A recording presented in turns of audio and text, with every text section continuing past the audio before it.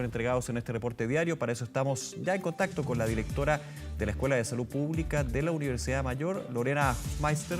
Lorena, muchas gracias por acompañarnos. ¿Qué tal? Hola, buenos días, muchas gracias por invitarme. A ver, me quedo con esa primera frase del ministro París, que hay que tenerla bien presente y bien en la cabeza, digamos, porque claro, cuando se empieza a hablar de desconfinamiento, de relajamiento, más que relajamiento, de ir liberando algunas medidas restrictivas que están en nuestro territorio nacional, lo que está sucediendo en Aysén y Los Ríos, él dice, entre cuarentenas y desconfinamientos hay un paso lento y largo. ¿Cómo también vamos entrando en detalle de eso para entender que el desconfinamiento claramente no se va a aplicar en un lugar donde no hay cuarentena, pero cuando se levanta una cuarentena no hay que pensar que una semana después ya estamos hablando de medidas de desescalamiento, digamos? Exactamente, es una buena precisión la que hace el ministro, porque la expectativa que puede tener la población es que se levante la cuarentena que estamos viviendo y las personas podemos hacer nuestra vida normal. O sea, juntarnos con nuestros amigos, con nuestros cercanos, retornar al trabajo, los que estén trabajando en la casa, etc. Y la verdad que eso sería muy riesgoso porque el riesgo que tenemos de que vuelvan a haber brotes grandes es inminente, sigue presente y va a seguir presente durante mucho tiempo. Esta enfermedad, lo que pasa es que hay muchas personas que somos susceptibles a enfermar. Por lo tanto, pese a que se han enfermado muchas personas, sobre todo en la región metropolitana y en algunas otras ciudades, igualmente quedan muchas personas que no se han enfermado y que en un segundo o tercer brote sí se pueden enfermar.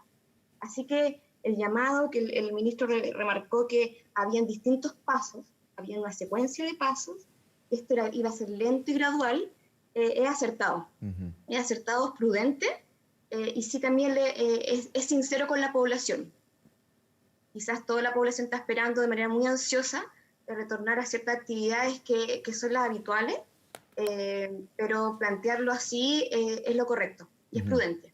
Claro, se ha hablado de procesos graduales, lentos, de focalización también de la fiscalización para evitar los rebrotes, que también, insisto, hay que tenerlo muy presente. Pueden haber rebrotes, lo más probable es que hayan rebrotes, distinto cuando un rebrote puede ser encapsulado, focalizado y abordado rápidamente, y ahí la trazabilidad, la detección es súper relevante. Me quedo con un punto, Lorena, que tú mencionabas, que creo que es relevante y que también ha sido parte de la discusión desde que llega el COVID-19 a nuestro país. ¿Para qué decir antes? Hay muchas personas que están todavía proclives, más que proclives, están en la posibilidad de enfermarse de este coronavirus. Y ese es un punto que se ve por la tasa de incidencia. Claro, una tasa de incidencia que baja, es decir, una persona con el SARS-CoV-2 puede contagiar a cuántas personas. Esto es importante que baje, pero igualmente siempre esa incidencia va a existir. Y en ese punto, recuerdo yo cuando se hablaba de esta estrategia de rebaño, cuando se hablaba de que todas las personas de una forma controlada debían contagiarse para generar anticuerpos, inmunidad. Y esto, pese a que se ha demostrado que la inmunidad no está para nada clara, lo decía el ministro. Claro, en las personas que han estado graves hay mayor cantidad de anticuerpos, pero tampoco podríamos decir que están inmunes de la enfermedad en cierto tiempo. Claro, lo que pasa es que esta enfermedad es muy nueva. Sí. Lo que sí se sabe con respecto a la inmunidad es que al menos en el corto plazo se han descartado que las personas se vuelvan a reinfectar. Por ejemplo, alguien se enfermó, no sé, el mes pasado de COVID, se recuperó, efectivamente está recuperado, remitió todos los síntomas. No se ha demostrado que esa persona se pueda reinfectar, por ejemplo, de su señora que se enfermó después, más tardíamente. Ese tipo de reinfecciones a corto plazo se han descartado, y eso es una buena noticia. Ahora, ¿cuánto dure esa como protección que da el hecho de haber pasado por la enfermedad? Ahí está la gran duda. Y lo que sugiere toda la evidencia es que no sería de muy largo plazo, y por eso la preocupación de que puede ser que lo más probable es que este virus nos acompañe mucho tiempo más. Puede ser que en un territorio la tasa de incidencia de los casos nuevos baje bastante, baje a un nivel de 5, menor a 5 por 100.000 o cercano a eso, que es la cifra que tenía Aysén. Puede ser que en un momento esté así un territorio y baje mucho los casos y puede llegar hasta 0 durante 3 semanas seguidas.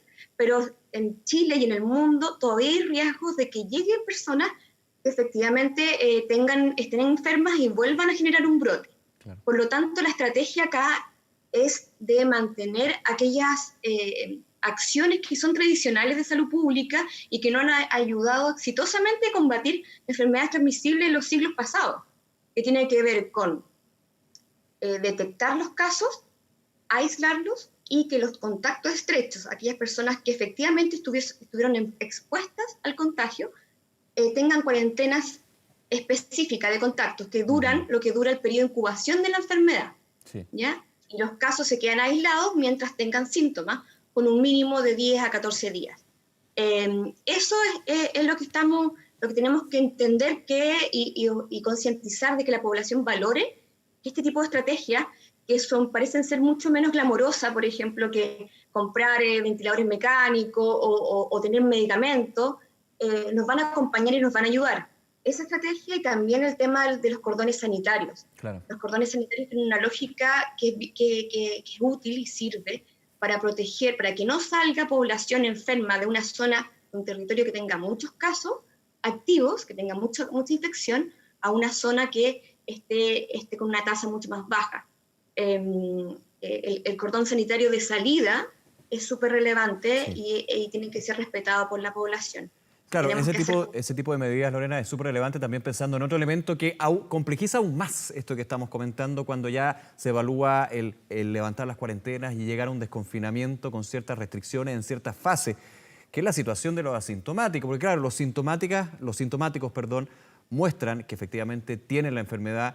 En los casos graves, como decía el ministro París, se pueden llegar a hasta un 60% de la producción de anticuerpos, pero no hay claridad de los asintomáticos, claridad en quiénes son, y también cuál es el grado de inmunidad que podrían generar. Y eso evidentemente hace más clave el punto que tú señalabas, la detección de este asintomáticos, que es el grupo más complejo para detectar, y luego el aislamiento.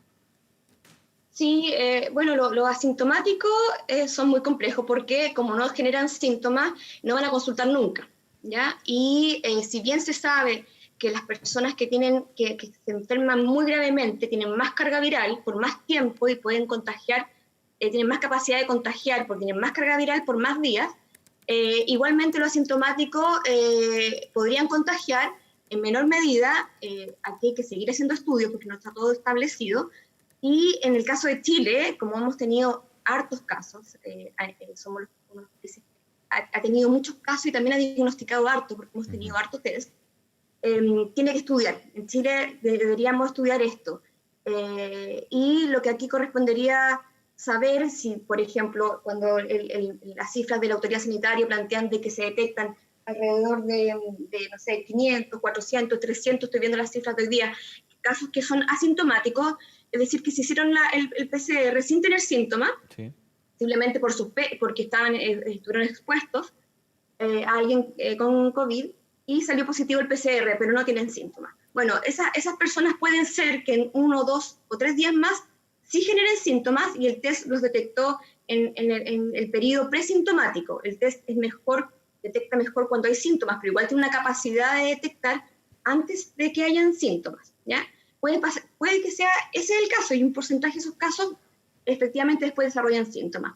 Y otros, efectivamente, son asintomáticos que no cursaron con ningún síntoma durante el periodo 14 o más días. Entonces, al final hay que estudiarlo.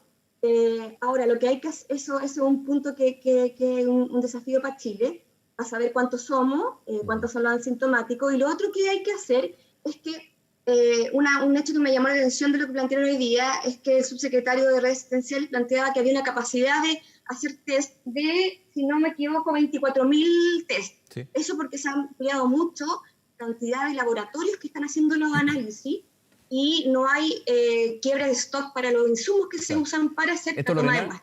También sumando lo que eventualmente va a suceder con respecto al testeo. Se ha hablado de este test PCR por saliva que tiene que ser validado por universidades, sí, como que se ha ido pateando un poquito la implementación. Se hablaba de un plan piloto durante esta semana y a juicio del Ministerio de Salud podría ser una gran ayuda justamente para ir a una mayor cobertura de testeos de manera, entre comillas, más rápida, digamos, de manera más simple, porque uno con la saliva puede atender, el profesional de la salud, a varias personas al mismo tiempo.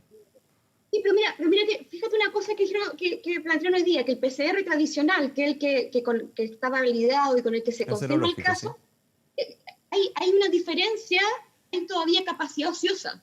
Se podrían tomar más muestras de PCR y formar más muestras de PCR. Y ahí el llamado que hace la autoridad es que las personas que tienen algún síntoma vayan a consultar, aunque sea leve.